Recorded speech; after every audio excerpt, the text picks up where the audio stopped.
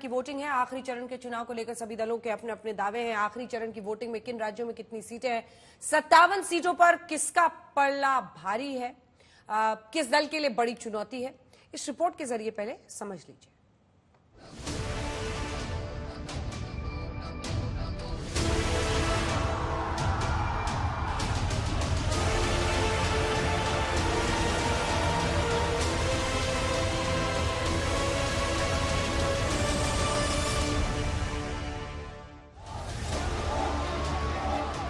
आखिरी चरण के चुनाव की उल्टी गिनती शुरू हो गई है, लेकिन 7वें चरण की 57 सीटों पर कई दिग्गज नेताओं की साख दांव पर है। पश्चिम बंगाल में ममता बनर्जी के सामने अपनी सीटें बचाए रखने की चुनौती है। उत्तर प्रदेश के पूर्वांचल में गठबंधन को ज्यादा से ज्यादा सीटें जिताने की चुनौती अखिलेश यादव और राहुल गांधी के सामने। पंजाब में आम आदमी पार्टी की सरकार है और सभी 13 सीटों पर अरविंद केजरीवाल और भगवंत मान की साख दांव पर है। तो वहीं आखिरी चरण के चुनाव में बीजेपी के लिए 2019 जैसी जीत रिपीट करना टीम मोदी के लिए चुनौती है। चुनाव की मेरी आखिरी सभा में गुरु रविदास जी की पवित्र भूमि से, गुरुओं की पवित्र भूमि से, वीर बलिदानियों की पवित्र भूमि से मैं देशवासियों को कह रहा हूं, आखिरी चरण में मतदान के सारे रिकॉर्ड तोड़ दीजिए, भारी मतदान कीजिए और जहां जहां भाजपा एनडीए के उम्मीदवार है वहां भारी बहुमत से विजयी बनाइए। 400 पार का आखिरी जो काम है वो आखिरी तबके के मतदाताओं के पास है। 1 जून को कुल 57 सीटों पर वोटिंग होगी। 57 सीटों में बिहार की 8 सीटें, हिमाचल प्रदेश की 4 सीटें, झारखंड की 3 सीटें, ओडिशा की 6, पंजाब की 13 सीटें, यूपी के पूर्वांचल की 13 सीटें, बंगाल की 9 और चंडीगढ़ की 1 सीट पर वोटिंग होगी। 2019 के आंकड़ों को देखें तो बिहार की जिन 8 सीटों पर मतदान होगा सभी सीटें एनडीए की झोली में गई थी। अब की बार क्या होगा ये 4 जून को पता चलेगा। इन्होंने बिहार के गरीबों को लूटकर नौकरी के बदले जमीन लिखवाई है।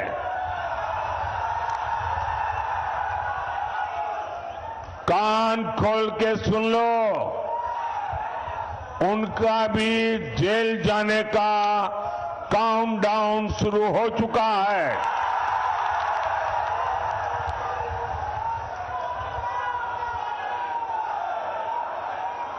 ये जैसे ही ये हेलीकॉप्टर में चक्कर मारने का समय उनका पूरा होगा, जेल का रास्ता तय हो जाएगा।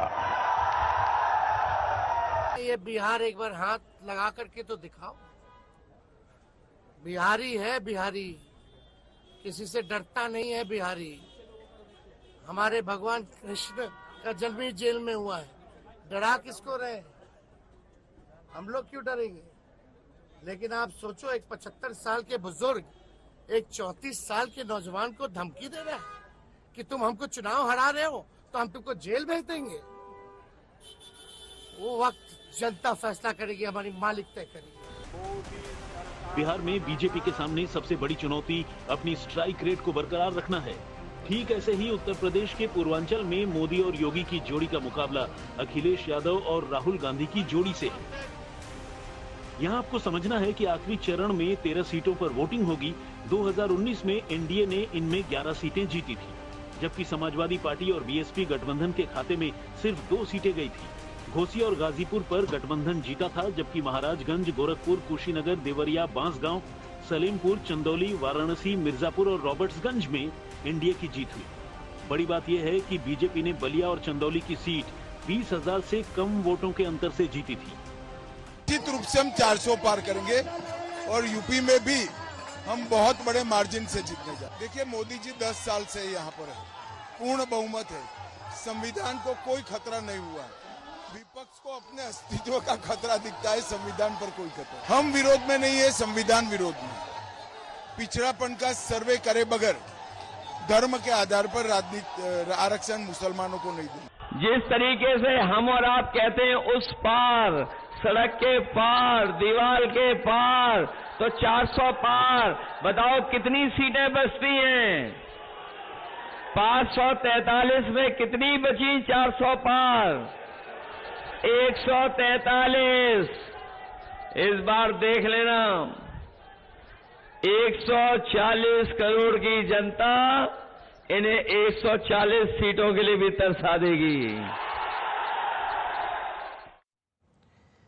पूर्वांचल की 13 सीटों पर मोदी योगी की जोड़ी बनाम अखिलेश और राहुल की जोड़ी के बीच मुकाबला है। बंगाल में ममता बनाम मोदी की चुनावी लड़ाई। वहीं बंगाल, पंजाब और ओडिशा में बीजेपी की राह आसान नहीं। दरअसल 7वें चरण में बंगाल में 9 सीटों पर वोटिंग होगी। 2019 में सभी 9 सीटों पर टीएमसी जीती, यानी बीजेपी का खाता तक नहीं खुला था। ये सभी सीटें कोलकाता के आसपास की हैं, जो शहरी इलाके हैं। भले ही उत्तर भारत के राज्यों में बीजेपी को शहरों में ज्यादा वोट मिलते हैं, लेकिन बंगाल में कहानी उल्टी है। बीजेपी की ग्रामीण इलाके में अच्छी पैठ है, लेकिन शहरी इलाकों में टीएमसी के सामने वो नहीं टिकती। इस बार टीएमसी और बीजेपी के बीच सीधी टक्कर है। टीएमसी ने लाखों ओबीसी नौजवानों का जो हक मिला था उनको संविधान ने दिया था, बाबा साहब आम्बेडकर ने दिया था, देश की पार्लियामेंट ने दिया था, वो ओबीसी का जो हक था, रातों रात ये वोट जिहाद वालों को मदद करने के लिए इन्होंने लूट लिया है। खेला होगा, खेला होगा, खेला होगा, खेला होगा, खेला होगा। बीजेपी हटाओ, बीजेपी हटाओ। बांग्ला में लेने से आजादी नहीं होता। आज भी याद रखना, बांग्ला ही रहा है। इसी के लिए हम अगर सीपीएम को ऊपर उखाड़ दे सकते थे तो हम बीजेपी को भी उखाड़ देंगे। ये हमारा वादा है, ये हमारा वादा है, ये हमारा वादा है। अगर बात पंजाब की करें तो यहाँ चुनावी लड़ाई बहुत दिलचस्प है। दिल्ली और चंडीगढ़ में कांग्रेस और आम आदमी पार्टी का गठबंधन है, लेकिन पंजाब में कांग्रेस और आम आदमी पार्टी एक दूसरे के खिलाफ लड़ रही है। यही वजह है कि पंजाब में 4 पार्टियों के बीच चुनावी लड़ाई है, मतलब आम आदमी पार्टी, कांग्रेस, अकाली दल और बीजेपी। 2019 में बीजेपी का अकाली दल के साथ गठबंधन था। एनडीए को 13 में से 4 सीटों पर जीत मिली थी। 2 सीट पर अकाली दल की जीत हुई और 2 पर बीजेपी। अब की बार पंजाब में कोई गठबंधन नहीं है, सभी पार्टियां अकेले चुनाव लड़ रही हैं। ऐसे में पंजाब के चुनावी मुकाबले में सभी पार्टियों की साख दांव पर है। कट्टर भ्रष्टाचारी, भयंकर झूठवादी तो नारी उत्पीड़न में भी नंबर 1 बनते जा रहे हैं। आज दिल्ली से लेकर पंजाब तक इनके कारनामे दुनिया देख रही है।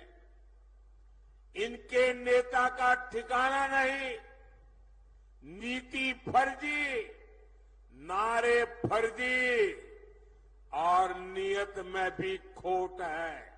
मैंने अभी तक वो तस्वीर नहीं देखी कि राहुल गांधी और अरविंद केजरीवाल एक साथ कह रहे हैं हम साथ में लड़ रहे हैं। कहीं ना कहीं ये जो कांग्रेस आप का जो अलायंस है वो कितने दिन चल पाएगा? नहीं, हमने कोई शादी थोड़ी करी है, हमारी कोई मैरिज नहीं हुई, अरेंज्ड मैरिज नहीं हुई, लव मैरिज नहीं हुई।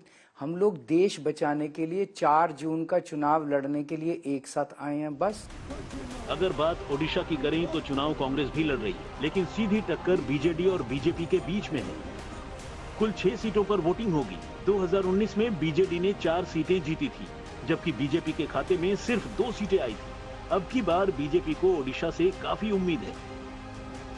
आखिरी चरण की वोटिंग से पहले मुख्यमंत्री नवीन पटनायक की सेहत एक बड़ा चुनावी मुद्दा है। वही मुद्दा जिसे लेकर बीजेपी ने गंभीर आरोप लगाए तो नवीन पटनायक ने सेहत को लेकर किए गए दावों को अफवाह करार दिया। 10 जून के बाद उड़ीसा में भाजपा सरकार का विजय होने के बाद हमारी सरकार, उड़ीसा की भाजपा सरकार एक स्पेशल कमेटी का गठन करेगी और ये जांच करेगी कि अचानक नवीन बाबू की तबीयत क्यों गिरती जा रही है? If he was so concerned about my health, and he has stated publicly before that I'm a good friend of his, all he had to do was pick up a telephone and ring me up and ask me about his health, about my health. Let me assure the Prime Minister that I'm in perfect health and I have been campaigning in our state for the last month.